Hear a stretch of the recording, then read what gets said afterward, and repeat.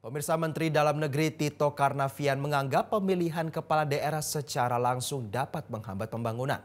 Hal ini disampaikannya dalam rapat kerja dengan Komisi 2 DPR RI.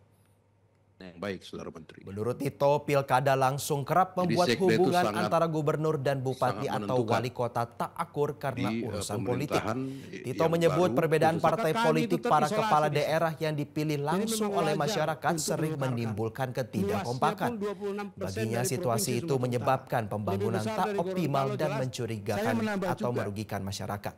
Perkumpulan untuk Memang Pemilu mungkin dan tidak Demokrasi atau Perludem menyayangkan bisa empirik. pernyataan Menteri Dalam Negeri Tito Karnavian Agama akan hal Islam, tersebut. ya, saya tidak Peneliti tahu ini Perludem kisah Haikal menyebut evaluasi pada pendanaan. pilkada harusnya dilakukan menyeluruh Nah, dan dengan bukan parsial. moratorium PNS Apalagi dengan yang mencontoh lalu, pemerintah PJ saat kepala ini daerah saja yang dinilai lebih PNS berkesinambungan itu sudah jarang dibandingkan di hasil nanti pilkada. apa bisa tercapai Haikal atau mengingatkan pilkada merupakan ini bagian kalau dari saya proses melihat kaderisasi politik perlu untuk kalah, regenerasi nganggur. kepemimpinan nasional. Itu kami sampaikan pada mereka.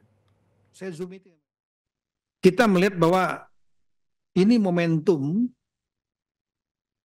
untuk menyelesaikan melakukan pembangunan tanpa ada hambatan politik. Jadi pilkada ini itu berdampak kepada proses regenerasi kepemimpinan nasional. Salah satu buktinya adalah Pak Presiden Joko Widodo yang telah melewati proses rekrutmen politik dari tingkat kabupaten kota, gubernur hingga menjadi seorang presiden.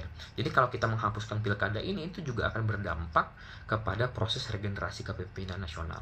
Maka dari itu menurut kami seharusnya presiden dan pemerintah lebih fokus untuk kemudian melakukan kajian yang mendalam dan mencari jawaban atas permasalahan yang ada dan melakukan perbaikan sistemik.